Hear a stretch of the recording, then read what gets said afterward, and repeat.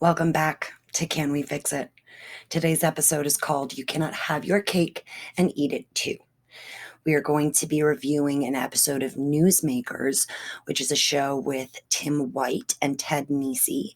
In this episode, they interview presumptive Speaker Joe Shekarchi and presumptive Majority Leader Chris Blazejewski. The reason I say presumptive is that the way that these votes work is a very weird process wherein 4 minutes after the current speaker loses his seat, a Democratic caucus is called, and people who have not paid off the remaining balances on their campaign accounts are now required to pick the speaker's successor. The reason it's a non-binding vote is because the Republicans are not invited, and while we like to behave otherwise, their votes technically are supposed to weigh just as much as ours. So there's three main takeaways that I want you guys to get from this video. Number one, these two gentlemen, Joe Shekarchi and Chris Blazejewski, are working really hard to not answer any of the questions that they're asked. Or at the very least to answer them in ways that don't piss anyone off. They try on multiple occasions to simultaneously suggest that they are going to change the way that the House chamber is run, while refusing to acknowledge that the way that Nick Mattiello ran that chamber was appalling. Number two, leaders should lead. They should not be dragged along towards progress. Leaders should lead.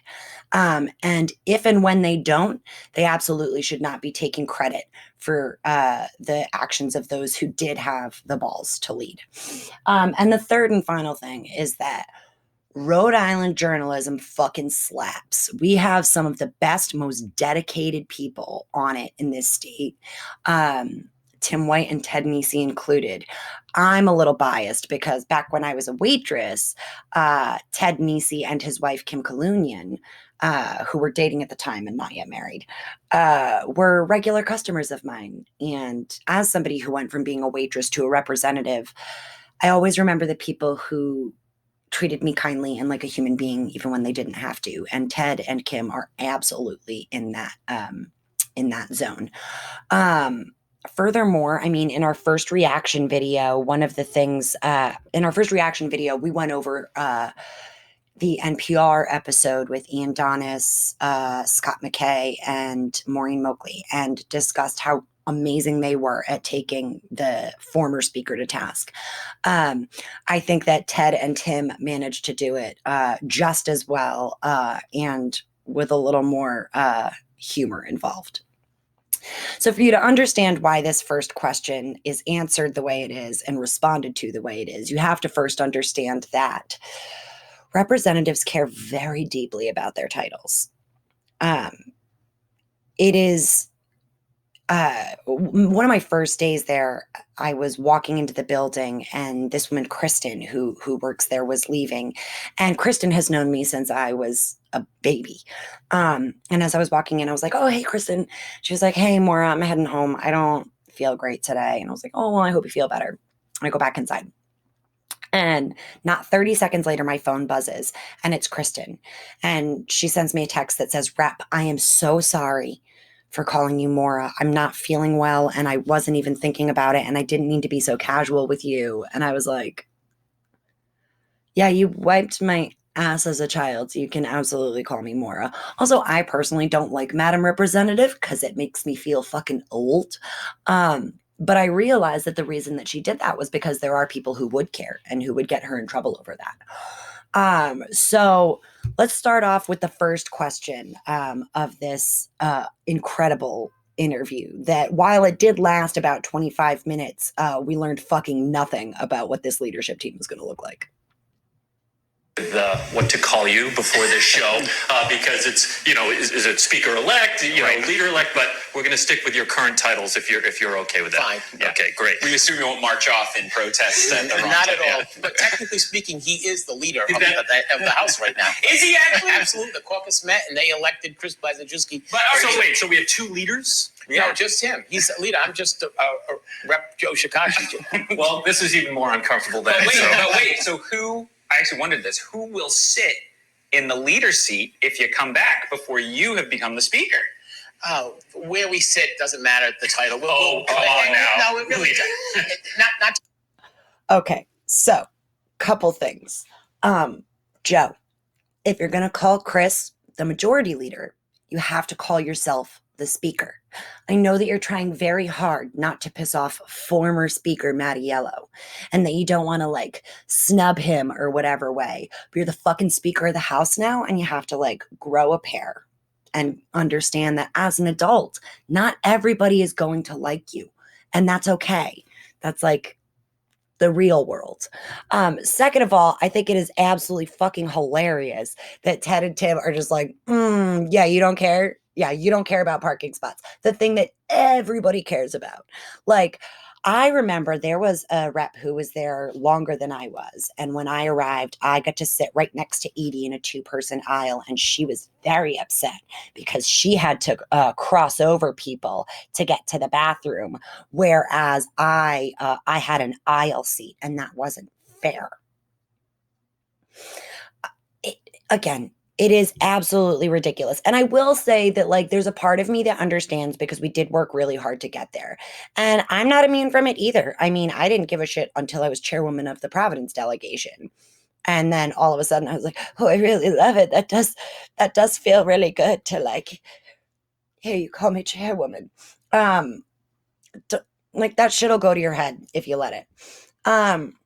Here's another part at which the new leader and speaker again are trying really, really hard not to shit talk the former speaker while simultaneously saying that they intend on doing things differently.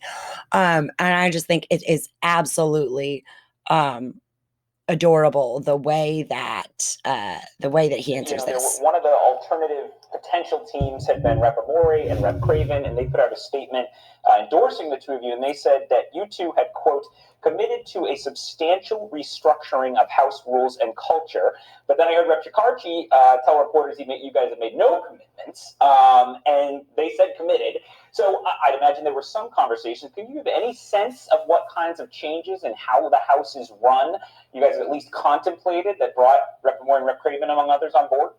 Sure. So we're going to be a member-driven chamber, and we're going to collect ideas from other members, including Representative Amore, Representative Craven.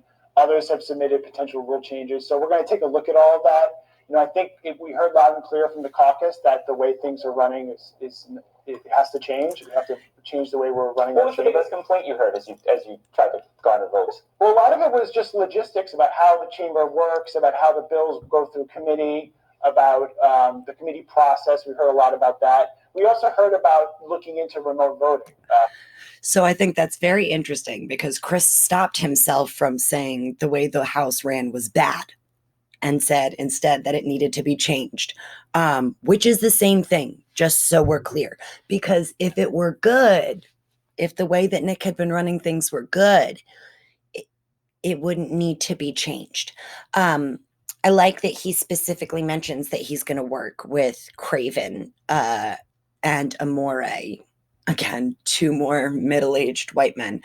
But I care much more about how he's going to work with Lyanna and anybody who chose not to vote for the right hand of the former speaker. I care very deeply about how Lyanna is received up there in January, and I will be paying attention to that. Okay, now we're going to come to a couple of places where Chris and Joe have the opportunity to distinguish themselves from the previous leadership. Let us watch it as they don't. Look, the House has gotten a lot of grief for not convening during this time. I know you're the incoming speaker, but you were majority leader. Why didn't you push to convene in some sort of way, or did you? And that was a non-starter for Speaker Mattiello. My conversations with Speaker Mattiello remain private between us, but we agree on a lot of stuff, and sometimes we don't agree on stuff, but I don't air those things publicly. But I will say this, we did come back in June, and we did come back in July. I think also when you say the House to come back, the House can't come back alone we need the Senate to come back with us. Okay, couple of reasons why that's like deeply infuriating. Yes, we all know that you need the Senate to come back with you. We're aware. You don't need to actually us. But your guys are supposed to work together to do this shit. And what I don't appreciate is you being like, we can't come back without the Senate. And the Senate being like, we can't come back without the House. And pretending that you guys are all impotent when in reality, you're in charge.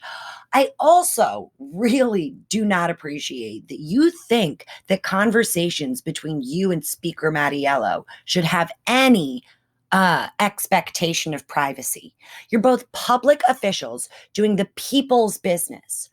This isn't lawyer-client confidentiality. I don't understand why we wouldn't be allowed to know why y'all haven't met. And yes, we met once in June and once in July for a day apiece. And we spent $166,000 on plexiglass to do it. I don't understand why they think that we are this dumb, gullible. I'm not really sure which it is. Next up, we have what I really enjoy is a fun little question about JCLS. Sometimes up there with the reporters. What is your advice on JCLS? This is the committee for folks at home that runs the budget for the House and the Senate. It's right now the subject of a lawsuit. It's part of what led to the grand jury in the convention center that we reported on earlier this year. Are you going to advise when he is Speaker Shekarchi to have them meet? They haven't met in years. Well, I think Speaker Shekarchi has already been clear about that he understands that JCLS needs to be reformed, that they need to meet on a potentially regular basis. I believe Speaker Shekarchi mentioned quarterly. There is an ongoing lawsuit, so that obviously complicates things in the short term. But over the long term, clearly JCLS is something that we're going to have to take a look at and really do a deep dive after January 5th, after the vote, when Joe is elected Speaker. Quarterly, is that likely? Yeah. Yes. Yeah. Keep in mind, most of JCLS has to deal with personnel. Mm-hmm. So while we may be meeting, I don't know how much of the personnel part of that will be public, but I want JCLS to meet. I want the body of JCLS to be the body making the major decisions. Just to follow up on that, leader, the House controls JCLS. Would you support giving the Senate parity? No. The committee? No? Okay, that was clear. Blazejewski, I told you that yes, he did. Before the show, he predicted that answer. Here's what I love about that, okay, is again, they're trying to have their cake and eat it too. They're trying to pretend that they are going to be better than the former leadership. They're going to change the way that the things are run. But not that much, right? Not that much. He's not going to change the fact that he alone will have authority over JCLS. And while I do appreciate that the Joint Committee on Legislative Services is now going to meet more regularly, that is a really good thing. I find it very, very interesting that how quickly he refused to relinquish any of that power. There's a lot more to this interview, and I'm going to put the full link to the full interview in the description down below. But there's one more place where these gentlemen just squander a great opportunity. So I will never understand why Chris takes every opportunity to once again adhere his lips to the butthole of Nicholas Mattiello, which, as the CDC said, we should not be doing right now. But here it is. As a leader in the progressive caucus, if you will, of the Democratic caucus, you're now in a leadership position. Can people expect a shift to the left in the House? Well, I think if you take a look at the work product, I think many pieces of progressive legislation have passed over the last couple of years. I'll point to the Reproductive Privacy Act, which was passed in the House that protected the the rights guaranteed by Roe versus Wade, to ensure that no matter what happens with the Supreme Court in Washington, those rights are protected here in Rhode Island. We passed that under Speaker Mattiello. We passed legislation to extend the statute of limitations for childhood sexual abuse. That was a major piece of legislation pushed by Representative McEntee. We passed that. We passed legislation banning undetectable firearms, otherwise known as ghost guns and 3D printed guns. We passed that. We passed the Fair Chance Licensing Act, which is paid time off. There's been a lot of pieces of legislation. Okay, so leaders should lead. They should not be dragged kicking and screaming towards progress. And when they do not lead, they absolutely should not be taking credit for the actions of others. The RPA, the Reproductive Privacy Act, was not passed by leadership. It was passed by thousands of activists spending hours every single day in the State House, calling and emailing their representatives and senators. The child sexual abuse bill was fought tooth and nail by the Catholic Church, and Speaker Mattiello allowed monsignors from the Catholic Church to sit in his office and articulate why they shouldn't have to pay for the lives of children, for children's lives who they ruined. The ghost gun bill was one of many common sense gun measures that were blocked at every single step and only passed through the hard work and dedication of the people of Rhode Island. And so it is deeply upsetting to me that these men would take credit for victories that were not theirs. They were not leading the charge on these things. They were very much being dragged. So, I hope that I'm just cynical.